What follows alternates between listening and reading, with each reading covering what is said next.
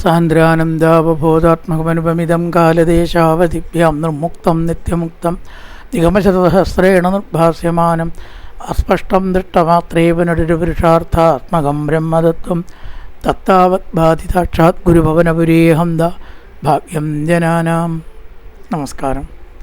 സനാതന ധർമ്മസംഹിതകളിലെ വിജ്ഞാനശകലങ്ങൾ പങ്കുവയ്ക്കാനായുള്ള ചാനലായ നാദശ്രീയിലേക്ക് എല്ലാവർക്കും സ്വാഗതം.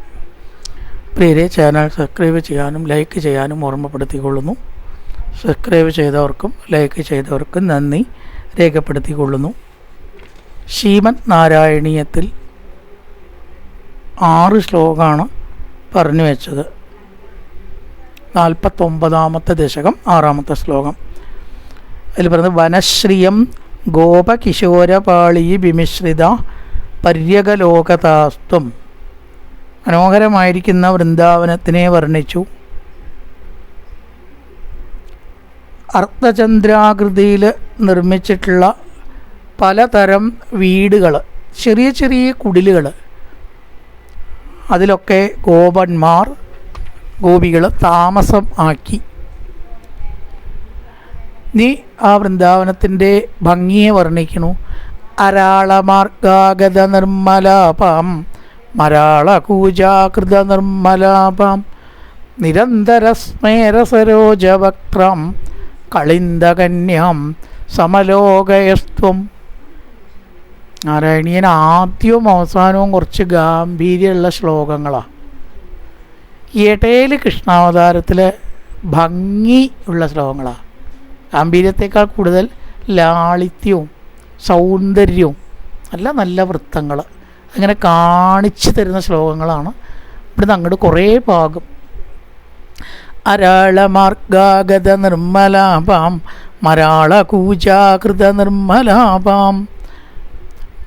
വളഞ്ഞ വഴികളിലൂടെ ഒഴുകുന്ന വെള്ളം ഉള്ളതായ എന്നർത്ഥം. നിർമ്മലാപാം. പിന്നെ നദികളുണ്ട്, കാളിന്തി മുതലായിരിക്കുന്ന നദികൾ. ഉപേന്ദ്രവജ്ര എന്ന വൃത്തം അതിൻ്റെ ഭംഗിയാണ്. പിന്നെ നദിയുടെ പ്രത്യേകത വളഞ്ഞ വഴികളിലൂടെ ഒഴുകുക എന്നതാണ്. റെയിൽ പോലെ സ്ട്രെയിറ്റ് ആയിരിക്കില്ലല്ലോ എപ്പോഴും നദികൾ, വളഞ്ഞിട്ടൊക്കെയാണ് ഒഴുകുക. പിന്നെ മരാള കൂജാകൃത നിർമ്മലാപാം. മരാളം അരയന്നം. അരയന്നങ്ങളുടെ കൂജനം കൊണ്ട് കർണാനന്ദകരമായിട്ടുള്ളതും. ഈ പക്ഷികളുടെയൊക്കെ ശബ്ദം കേട്ടാൽ നല്ല സുഖമായിരിക്കും.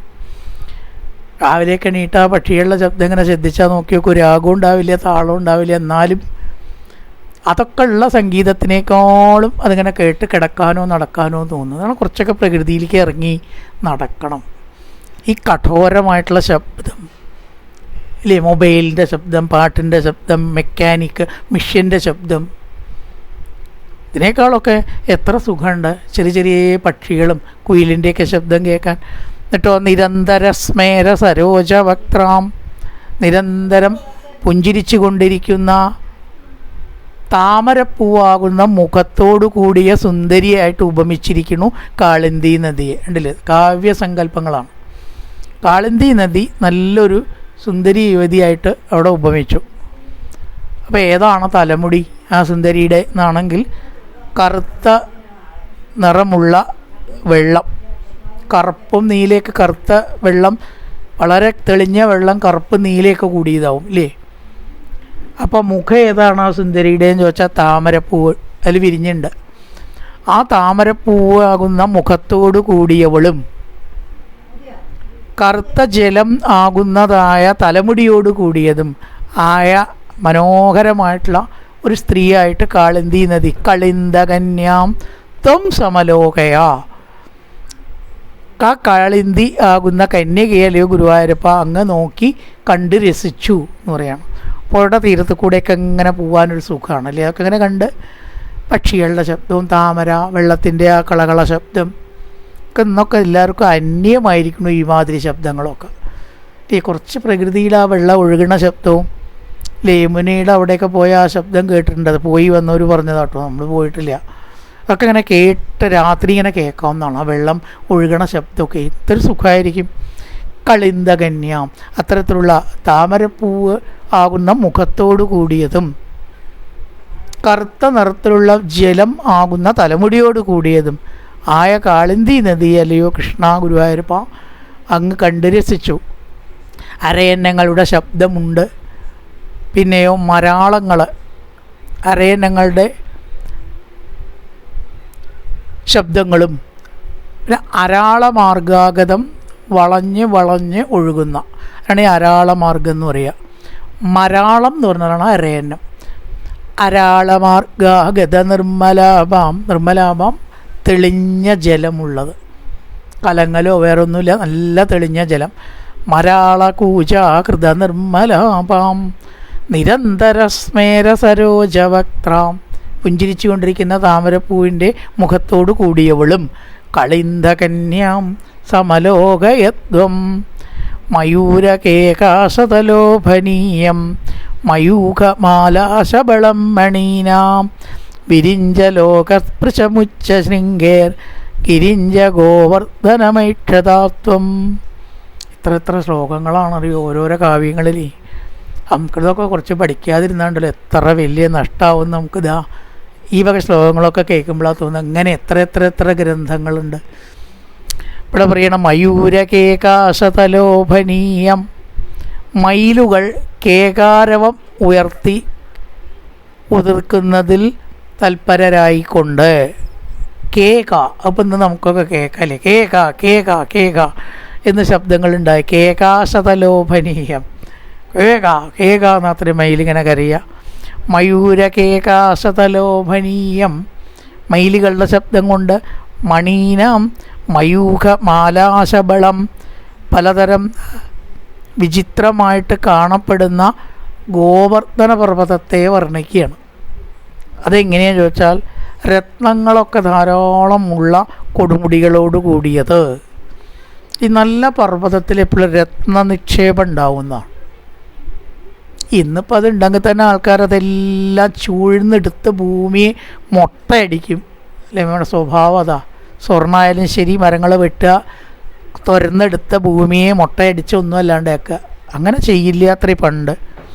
ഭാവി തലമുറയ്ക്ക് കുറച്ച് രത്നങ്ങളോ സ്വർണ്ണങ്ങളോ ധാതു നിക്ഷേപങ്ങളോ അവിടെ ഇരിക്കട്ടെ എന്ന് വിചാരിക്കും. കുറച്ചേ എടുക്കുള്ളൂ എന്നാണ്. അതുകൊണ്ടാണല്ലോ ഈ രത്നങ്ങൾ അവിടെ ഉണ്ടാവണത്. ഒക്കെ എടുക്കുക വെച്ചുണ്ടാവുമോ? എടുക്കുക വെച്ചുണ്ടാവില്ല. മണീനാം മയൂഖമാലാശബളം, രത്നങ്ങളുടെ കിരണങ്ങൾ പരന്ന, അതിൻ്റെ മിന്നലുകളുണ്ട്. രത്നങ്ങൾ രാത്രി പ്രകാശിക്കുന്ന പറയുക. ടോർച്ചൊന്നും വേണ്ട. ഒരു രത്നം കഴുത്തിലണിഞ്ഞാൽ അല്ലെങ്കിൽ മോതിരണിഞ്ഞാൽ കൈ ഇങ്ങനെ കാണിച്ചാൽ വെളിച്ചുണ്ടാവുമെന്നാണ് പറയുക. ശരിക്കുള്ള രത്നമാണെങ്കിൽ, ഒറിജിനൽ രത്നമാണെങ്കിൽ. അപ്പോൾ അത്തരം രത്നങ്ങളോട് കൂടിയതും വിവർത്തന പർവ്വതത്തിൻ്റെ വിശേഷണങ്ങളാണ്. ഉച്ചശൃംഗൈ, ഉയർന്ന കൊടുമുടികളുണ്ട്. ചെറിയ പർവ്വതമല്ല. ചെറിയതിനൊക്കെ നമ്മൾ മല എന്നാണ് പറയുക, വലുതായാണല്ലോ പർവ്വതം എന്ന് പറയുക അല്ലേ? അപ്പോൾ ഉച്ചശൃംഗൈഹി, ഉയർന്ന കൊടുമുടികളോട് കൂടിയ. അത് കണ്ടാൽ എങ്ങനെ തോന്നുക? വിരിഞ്ചലോകസ്പൃശം, ബ്രഹ്മലോകത്തെ ചെന്ന് മുട്ടിയുരുമുകയാണ് എന്ന് തോന്നും. ബ്രഹ്മലോകം പക്ഷെ മുകളിലാണ് എന്നാണല്ലോ സങ്കല്പം. വിരിഞ്ചലോകസ്പൃശമുച്ചശൃംഗൈ, ബ്രഹ്മാവിൻ്റെ ലോകത്തെ മുട്ടിയുരുമുന്ന കൊടുമുടികളോട് കൂടിയതും രത്നങ്ങളുടെ പ്രകാശം കൊണ്ട് അന്ധകാരത്തെ പോലും ഇല്ലാതാക്കുന്നതുമായ ഗോവർദ്ധനഗിരിം ഐക്ഷത, ഗോവർദ്ധന പർവ്വതത്തെ ത്വം ഐക്ഷത. അല്ലയോ ഗുരുവായൂരപ്പ അങ്ങ് കണ്ടില്ലേ? അന്ന് കണ്ട് നടന്നില്ലേ? ഇപ്പം ശ്രീകോവിലിൻ്റെ ഉള്ളിലിരിക്കുകയല്ലേ, അന്ന് അങ്ങ് ഇതൊക്കെ കണ്ട് നടന്നില്ലേ എന്ന് ചോദിക്കുകയാണ്. ഗോവർദ്ധനഗിരിം ത്വാമൈക്ഷത, അങ്ങനത്തെ ഗോവർദ്ധന പർവ്വതത്തെ അങ്ങ് കണ്ട് നടന്നില്ലേ? മയിലിൻ്റെ ശബ്ദം, അതുപോലെ തന്നെ പലതരം രത്നങ്ങളുടെ പ്രകാശം കൊണ്ട് ശോഭിക്കുന്ന കൊടുമുടികളോട് കൂടിയതും ബ്രഹ്മലോകത്തെ മുട്ടിയുരുമ്മാണ് എന്ന് തോന്നുന്നതും ആയ കൊടുമുടികളോടുകൂടിയ ഗോവർദ്ധന പർവ്വതത്തെ അല്ലയോ ഭഗവാനെ അങ്ങ് കണ്ടുരസിച്ച് നടന്നില്ലേ? മയൂരകേകാശതലോഭനീയം മയൂഖമാലാശബളം മണീനാം. കേക എന്നുള്ള മയിലിൻ്റെ ശബ്ദമാണത്. ശബ്ദം കേൾക്കുക ശബ്ദം കൊണ്ടുണ്ട്. മയൂരം, മയില് മയൂരകേകാശതലോഭനീയം മയൂഖമാലാശബളം മണീനാം. രത്നങ്ങളുടെ പ്രകാശം കൊണ്ടും. വിരിഞ്ചലോകത്പൃശമുച്ച ശൃംഗേർ ഗിരിഞ്ച ഗോവർദ്ധനമൈക്ഷതാത്വം. അങ്ങനത്തെ ഗോവർദ്ധന പർവ്വതത്തെ അല്ലയോ ഭഗവാനെ അങ്ങ് കണ്ട് നടന്നല്ലോ. നല്ലൊരു പ്രഭാതം എല്ലാവർക്കും ആശംസിച്ചുകൊണ്ട് നിർത്തുന്നു. നമസ്കാരം.